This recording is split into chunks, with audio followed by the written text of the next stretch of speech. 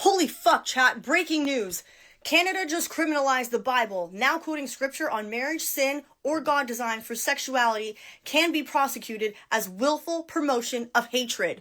Let me know what you think about this in the comments. Oh, Canada. Oh, Canada, bruv. I have a couple of people who live in Canada. I'm just going to say I feel sorry for y'all, man, because, yeah, Canada might be a cook society still. Yeah, long. So for those who don't know what she was referring to, I'll let y'all in on what's actually going on. Basically, they amended a law that protected your speech if it was faith-based. There used to be a law, right, that where if you were condemning something or you were for something and saying that, yeah, I don't know, where Jesus Christ is Lord or you should get married or, you know, whatever it is, if you were quoting that under the religious belief and you quoted a Bible verse to back up what you were saying, you were actually protected. Now you are not. The amendment actually basically effectively makes it illegal to do so. You can actually be charged and brought up on charges for hate speech. Yeah, that's actually a thing now in Canada. And to make things worse, the Minister of Culture in Canada actually testified that the Bible is filled with a lot of hate speech. That should tell you everything you need to know. And a lot of people are like, oh, you know, they're just doing this so that Christians cannot force their ideology onto other people. No, my friends, this is limiting hate. This is limiting freedom of speech. This is limiting freedom of speech, not limiting hate speech, but limiting freedom of speech. And we saw what happened with Jade and Ivy, right? Same thing happened here. But what a lot of people don't understand is like, oh, they're like, oh, you know, they're branding it as if it's like we're fighting back against hate speech. But what they're doing is slowly but surely taking our freedom of speech away. That's what they're doing. And a lot of people don't even realize this. They're branding it as, oh yeah, we're combating hate speech. You can't say this. It's very hateful. But it's actually they're taking our freedom of speech away. And that could be clear with the fact that you cannot criticize a certain group of people here and you cannot criticize a certain country in the Middle East. That should tell you every single thing you need to know. That's just what it is. It's not about fighting hate speech, bro, or you know, trying to stop Christians from forcing their ideologies onto other people. No. It's about limiting free speech and actually becoming a more, you know, governed country, if you want to say that. But yeah, Canada's gone. So we know that for sure now. So I guess you cannot use the Bible basically to quote or condemn or be for anything in Canada now. And I would argue that this has actually already started in America. So yeah, this is where we're headed, guys. Boy, you know you wanna mingle. It's so good, I should never be single. Boy, you know you wanna mingle. It's so good, I should never be single. He loved the way I throw it on the black hands down. Put it on a make her wanna wipe a bitch down. He loved the way I throw it on the black hands down. Put it on a make her wanna wipe a bitch. He loved the way I throw it on the black hands.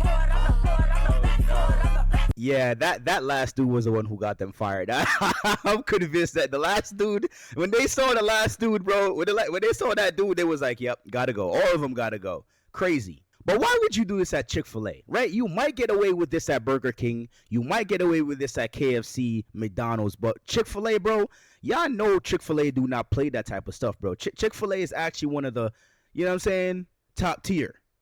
I don't know why they thought this was a good idea. And by the way, take a listen to the lyrics, right?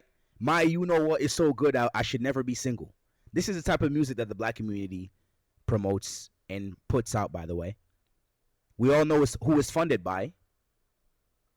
Wink, wink. But yeah, that's the type of music that the black community sings and, you know, they promote. It says a lot, right? But, you know, it's almost as if we can never, ever stay out of the stereotypes, right? It's almost as if we always have to show our faces. We always have to just prove the stereotypes right. I hate to say it, but you would never, ever see a group of white people doing this. It just would never, ever happen, especially at an establishment like this. Never. I don't care what you say. You would never, ever see a group of white workers doing this shit. You would never, ever see it, bro. Social media has cooked these people's brains so bad that they think that bouncing your chest in a video while at work in one of the top tier fast food chain restaurants, I would say, in America, that actually has some decorum and you cannot get away with, everything, it's actually okay to put in a video while on the job, while during a shift. You all deserve to get fired. This is very inappropriate, right? Because number one, Chick-fil-A is actually closed on Sundays. I remember when I first moved back to America, I went to Chick-fil-A on a Sunday and I couldn't get it because, actually one of my friends pranked me and told me, yeah, go to Chick-fil-A on a Sunday. Turns out Chick-fil-A was closed. Why? On a Sunday, it's a Christian company. So it's closed on Sundays out of religious beliefs. And then number two goes for without saying. You're posting this while in uniform at the establishment while they're paying you. I mean, how much more ridiculous can you get, bro? But yeah, this is the type of stuff that people are up to nowadays, man. I mean, social media, fam, flipping hell, bruv. I think on various issues, we can acknowledge that there's room for nuance. We can acknowledge that people have, for instance, on the topic of sports, very understandable concerns about fairness and respect in school sports on all sides of these issues. And the place that those dynamics are best able to be handled is at the local level with individual athletic associations that understand the sport and the science the best, not 435 politicians who know very little about school sports and even less about trans people. He is right about something, and that is that we want to respect sports. And we want to respect the women who work hard to try to get these scholarships to go to colleges. And we want to respect the women who train very hard to go and win these competitions, but are outperformed by biological males and end up finishing second, third, fourth, fifth, where they would have finished first, second, third, and fourth if it had not been for a biological man. And this is how this whole trans agenda is such BS. Because if trans athletes really wanted to compete, right? First of all, they would actually make their own league. They wouldn't try to infiltrate women's sports. But think about it. Why are they infiltrating and choosing to infiltrate only the women's side, right? Why is it such a disproportionate amount of males transitioning to females? Isn't it funny? Don't y'all find that suspicious? Shout out to Dr. Umar. Don't y'all find that suspicious how they only try to turn into women and women don't try to turn into men? Because we know what happened the last time that happened. Shout out to Nora Vincent, right? R.I.P. to her. She ended up offing herself after she dressed as a man and lived as a man for a couple of months. And she actually found out the realities of life as a man. God rest her soul. But just ask yourself the question. This is how this is all BS and they're really trying to punish women for being able to compete in sports. Why is it only, I'm going to ask the question again. Why is it only men transitioning from men to women? It's because they know that's the only, position that they can win in, right? And they know that men are biological. Fundamentally, the science proves that men are physically superior to women in every way, shape, or form. It's just not even you're talking about 75% more capacity at minimum. It never ever happens the other way around where a woman is transferred from a woman to a male and they actually dominate in sports. That should tell you every single thing you need to know. Right there. Breaking news, a mural honoring Irina Zarutska, the woman who was stabbed to death, has now been removed because it was too divisive. Ultimately, we want to make sure that every community member that calls Providence home feels safe.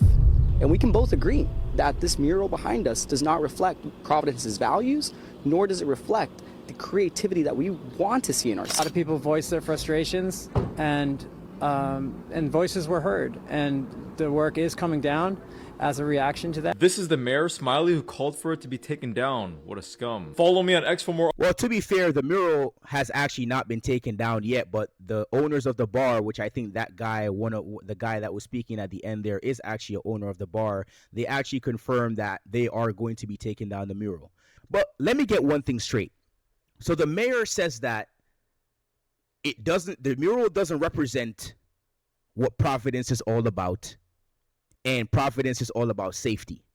So the mural representing a woman who was tragically murdered on a train. Nobody came to help her. A picture, a mural of her, or a painting, or something in honor of her does not signalize safety. How does that go against safety? How? And this is what the woke agenda does, because this was actually not funded by the state or the city. It was not funded by Providence or the state of Rhode Island. This was actually funded independently. And people started complaining, right, about the fact that people who were murdered before which caused the Black Lives Matter movement, they don't have murals. Well, I know George Floyd definitely has one. And that guy was, for lack of a better term, a scumbag, right? Put a gun to a pregnant woman's stomach. But he has a mural, and that's fine. I know it's not Providence, Rhode Island, but people worship that guy, even though he was a career criminal and had been to jail several times. And just so I can repeat and put it in your brain again, put a gun to a pregnant woman's stomach and tried to rob her. And by the way, died of fentanyl. Yeah, that was his real cause of death, fentanyl. It wasn't the officer's knee on his neck. So yeah, Derek Chauvin is in jail for no reason. But hey, he's a political prisoner. What can I say?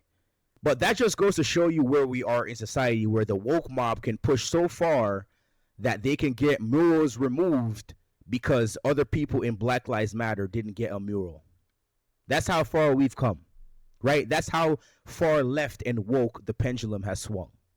It's an evil world we live in, man. California passed slave reparations last month. Listen to this. California is going to pay slave reparations to people who were never slaves, to be paid for by people who never owned slaves in a state that never had slaves.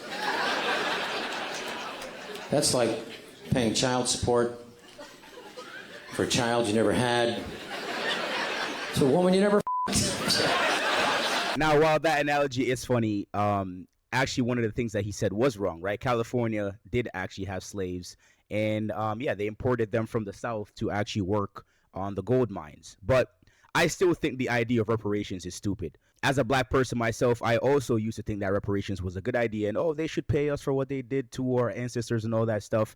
But the more you think about it, you see how stupid it actually is and how it actually makes no sense, right? Especially when you take into account that, I would argue probably 99% of the black American population today were never slaves. I would also argue that 99% of the population who are white Americans never ever owned slaves. So the simple question that never gets answered is, why should a group of people who never owned slaves pay reparations to a set of people who were never ever slaves themselves? It just literally makes no sense. And also, especially when you actually realize that during the height of slavery, only 1.4 to 1.6% of the United States population, the whole country, actually owned slaves, because you actually had to be a little bit well off in order to afford to have slaves, because you got to feed them, right? You got to, have them working on a plantation, right?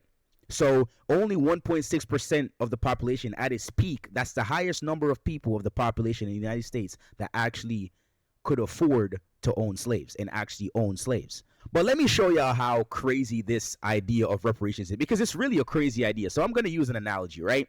An analogy that actually works. Let's say your parents go to the bank and to the Mercedes-Benz dealerships, and we know some of these S580s, these Maybachs, they cost like $200,000-$300,000. So let's say your parents get a loan for $250,000 and they pay off about $50,000 of the loan before they both tragically pass away. You were never the co-signer on this loan. But yet still the bank comes to you and says, we're going to pass your loan down. We're going to pass their loan down to you. And now you owe us $200,000. So now you got to make a monthly payment of $1,500 every single month to us, or we're going to take your property and take, whatever collateral we can. Yeah, it's a stupid idea. And that would never, ever fly, literally. And let's step back and ask ourselves the question, right? Who's going to pay for this, right? Who's going to pay for this? Obviously, it's going to come from American taxpayers. And let's not forget, black people take up the proportionate amount of, welfare in this country.